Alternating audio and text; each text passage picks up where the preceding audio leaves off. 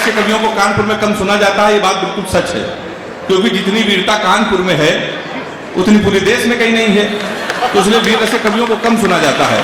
मुझे याद है घटना, एक बार एक अमेरिका का आदमी, एक पाकिस्तान का आदमी और एक चीन का आदमी, ये तीनों लोग विदेश की यात्रा कर रहे थे।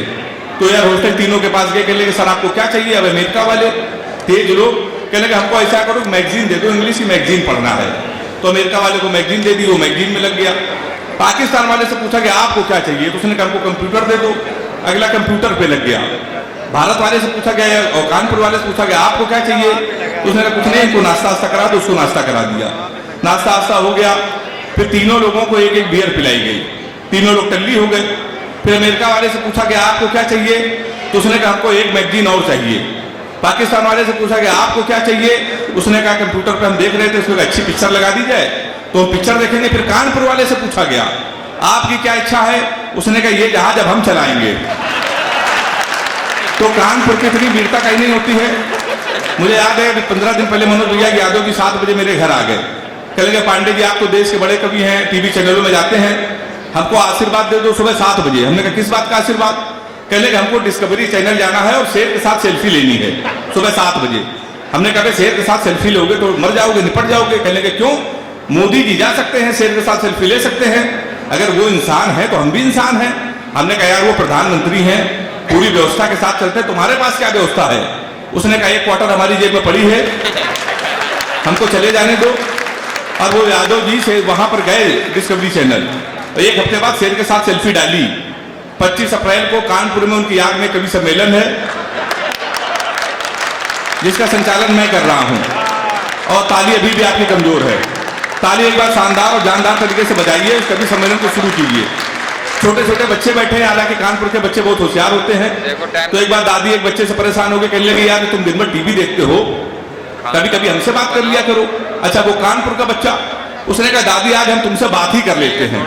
तो दादी ये बताओ इस घर में हम लोग 6 लोग हैं, जीवन भर के 6 लोग रहेंगे, संख्या आगे नहीं बढ़ी। दादी ने कहा कौन 6 लोग?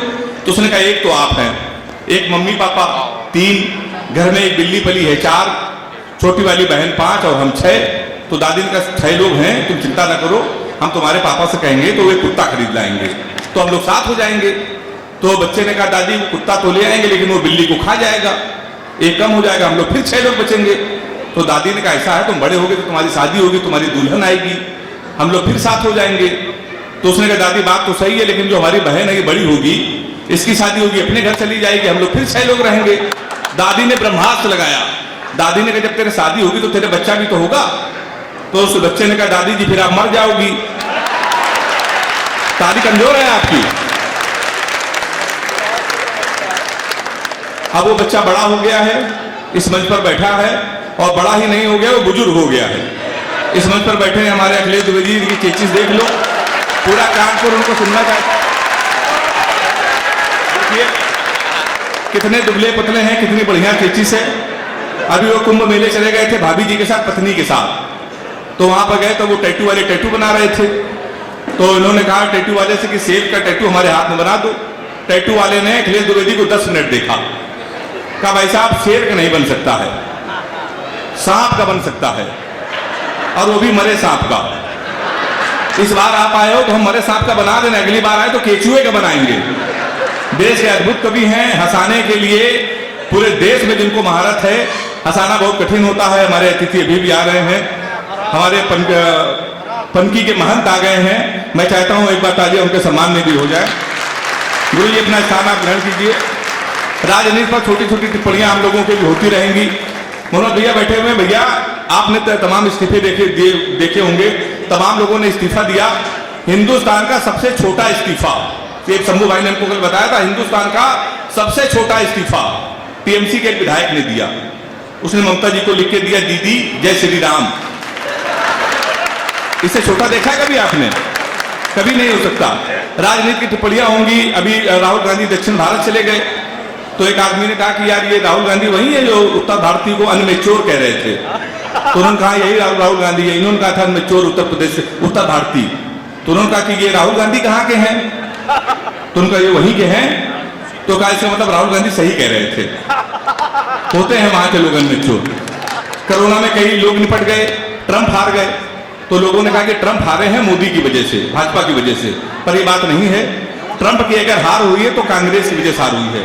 मैं आपको दावे के साथ कह सकता हूं, मेरे तर्क पर समर्थन अगर हो तो एक बार जोरदार ताली बजाइएगा। अगर ट्रंप के मनोज भैया हार हुई है तो कांग्रेस की वजह से हुई है। जब ट्रंप आए थे तो मोदी जी ने ट्रंप को 3 बंदर दिखाए थे। तो कांग्रेस वालों ने प्रेस कॉन्फ्रेंस किया, कहले कि हम बहुत नाराज हैं। तो पत्रकारों ने कहा तुम क्यों नाराज हो? तो कांग्रेस वालों ने कहा कि चौथा बंदर क्यों नहीं दिखाया। समझ में आई हो तो बजाइए ताली। अच्छा, हम लोग हाथ से कभी है सर, तो लोग हम लोगों को समझते हैं कि इनके अंदर वीरता नहीं है। मैंने 4 पंक्तियां लिखी जब अभी कश्मीर पे 370 धारा हटाई गई, तो उस पर इमरान खान ने कहा कि हम इस पर इंटरफेयर करेंगे, मध्यस्थता। तो मैंने 4 पंक्तियां लिखी। अगर आपको लगे हाथ से कभी देशभक्ति की बात इस तरीके से कर सकता है तो एक बार हाथ उठा के अपने घर के छोटे से कवि को आशीर्वाद दे दीजिएगा। हमने कहा इमरान ज्यादा बोलोगे तो तुम्हारी दस्तार चली जाएगी, सर की पगड़ी। हमने कहा इमरान ज्यादा बोलोगे तो तुम्हारी दस्तार चली जाएगी, गोली चली इधर तो उस पार चली जाएगी। हमारे घर के मसले में तुम अम्मा ना बनो, अमित शाह को भेजेंगे तुम्हारी सरकार चली जाएगी। बहुत अच्छा आप सुन रहे हैं। भूपेश दादा ने ताली बजा दी। योगी जी की सरकार है, नए नए बिल आ रहे हैं। कब कौन सा बिल उत्तर प्रदेश में आ जाए कोई भरोसा नहीं। एक बहुत अच्छा बिल उत्तर प्रदेश में योगी जी लेके आए हैं। उन्होंने कहा गाड़ियों के पीछे जाति सूचक शब्द नहीं होने चाहिए। गाड़ियों के पीछे लोग लिखते हैं ब्राह्मण, क्षत्रिय, यदुवंशी लिखते हैं। तो योगी जी ने कहा अगर ये कोई भी गाड़ी पकड़ी गई तो उनका चालान होगा। अब मैं तो कानपुर का हाथ से कभी इसमें भी मैं निपट गया। तो मैंने उस पर 4 पंक्तियां लिखी कि ना ही पंडित लिखा था ना ही चौहान लिखा था। राजा भाई सुनना, ना ही पंडित लिखा था ना ही चौहान लिखा था, उस पे तो मेरे प्यार की पहचान लिखा था। फिर भी यूपी पुलिस ने मेरा चालान कर दिया, जबकि मेरी गाड़ी पे केवल मेरी जान लिखा था। तो हम लोग तो सब हाथ से कभी हैं। मेरी जान इसलिए लिखा था कि मैं तो कानपुर का हूं। हालांकि प्यार मोहब्बत से मैं बहुत दूर रहता हूं, क्योंकि लड़कियों की बीमारी होती। किसी लड़की का आप गौर से देख लो तो कहेंगे देखो कैसे कुत्ते की तरह देख रहा है, ना देखो तो कहेंगे कुत्ता देख भी नहीं रहा है। ताली एक बार जोरदार बजा दीजिए तो मैं शुरू हो जाऊं। बहुत मेरे पास मैसेज आ रहे हैं कि भैया ये सुना देना वो सुना देना। हमारा प्रशांत का भी आदेश कह रहा है एसएससी वाला सुना दीजिए। ये पूरे हिंदुस्तान में टिकटॉक पे सर्वाधिक वायरल हुआ। मैं वो नहीं सुनाता हूं तो कभी सम्मेलन में उसको आजकल जाने नहीं दिया जाता है। तो मैं प्यार मोहब्बत क्यों नहीं करता हूं। राजा भाई सुनिएगा, मेरा बचपन का मित्र है, उसने हमको रोते रोते लव स्टोरी सुनाई थी। हमने रोते रोते लव स्टोरी सुनी थी, बहुत वायरल हुई टिकटॉक पे। तब से हमने कसम खा ली न प्यार करेंगे न किसी को प्यार करने देंगे। वो लव स्टोरी हम पूरे कानपुर को सुना दे रहे हैं। मेरा चैलेंज है, प्यार हिम्मत हो तो प्यार करके दिखा देना। वो लव स्टोरी कुछ इस तरीके की है, जब हम 3 साल के थे तब वो पैदा हुई थी। हम कक्षा 2 में आए, वो केजी में आई। हम 5 में आए, वो 4 में आई। हम हाई स्कूल में, वो 9th में आई। हम इंटर में आए, वो 1st ईयर में आई। फिर हम एसएससी की तैयारी करने लगे। उत्तर प्रदेश में लड़के इंटर के बाद एसएससी करते हैं। हम एसएससी की तैयारी करने लगे, 1st ईयर में आ गई। हम एसएससी की तैयारी कर रहे थे, वो इंटर में आ गई। हम एसएससी की तैयारी कर रहे थे, वो बीए में आ गई। हम एसएससी की तैयारी कर रहे थे, वो एमए में आ गई। हम एसएससी की तैयारी कर रहे थे, उसने बीएड कर लिया। हम एसएससी की तैयारी कर रहे थे, उसने एमएड कर लिया। हम एसएससी की तैयारी कर रहे थे, उसने एमफिल कर ली। हम एसएससी की तैयारी कर रहे थे, उसने पीएचडी कर ली। हम एसएससी की तैयारी कर रहे थे, प्रोफेसर बन गई। शनिवार को उसकी शादी है, इतवार को हमारा एसएससी का पेपर है। ताली जोरदार बजा दी। तो भाई मैं बहुत दूर रहता हूं प्यार मोहब्बत से। अच्छा, हम लोग तो जानते हैं कि घर का कभी हूं मैं, आपके हाथ से कभी हूं। हम लोगों की शादी बहुत मुश्किल में होती है, क्यों इतना पता चल जाए कि लड़का हाथ से कभी, रिश्ते घर से आते हैं, रिश्ते वहीं से लौट जाते हैं। राजा भैया एक रिश्ता हमारा जब फाइनल हुआ तो पिताजी ने कहा कि हमने लखनऊ में एक लड़की को देख लिया है, कल सुबह 11 बजे चलना है और शादी तुम्हारी फाइनल करनी है। तो हम सुबह 11 बजे नहा धो के तैयार हो गए। कहे कि देखो ऐसा है, हमको ऑफिस में काम आ गया है, तुम होने वाली अपनी बीवी को अकेले जाओ और देख आओ। ब्राह्मण घर में पैदा हुए हो, ये घर की परंपरा है, पहली बार होने वाले ससुराल जा रहे हो, खाली हाथ मत जाना, कुछ लेके चले जाना। अब हम कानपुर के, हम कट्टा लेके चले गए। तो उसके 2.5 साल बाद जमानत हुई हमारी। तो हमारे जमानत के भी रिश्ते आए। एक रिश्ता हमारे आए तो लड़की के पिताजी आए। आजकल लड़कों का इंटरव्यू होता है, कहने के तुमसे 2-3 क्वेश्चन पूछेंगे, तुमने बता दिया तो शादी फाइनली परमानेंट कैंसिल। हमने कहा पूछिए। कहने के तुम पढ़े लिखे कितना हो? तो हमने कहा अंग्रेजी से। मैं क्या है कानपुर में अंग्रेजी के मैं टीचर हूँ। बोले अंग्रेजी आती है? मैंने कहा धारा प्रवाह आती है। बोले अंग्रेजी बोल लेते हो? मैंने कहा बोल लेता हूँ। बोले ABCD आती है? हम अंग्रेजी के टीचर, हमसे पूछने ABCD आती है?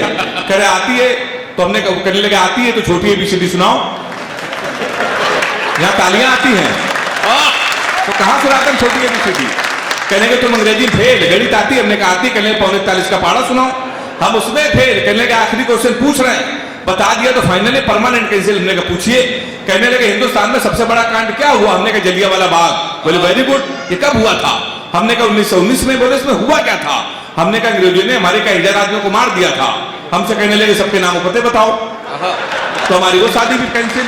हमारे कुछ कानपुर के दोस्त हमारी बारात में डांस कर रहे थे, कान में मोबाइल लगा के भारत पाकिस्तान सेमीफाइनल में थी, कमेंट्री भी सुन रहे थे। दोनों काम एक साथ कर, बारात में डांस कर रहे, कान में मोबाइल लगा कमेंट्री सुन रहे।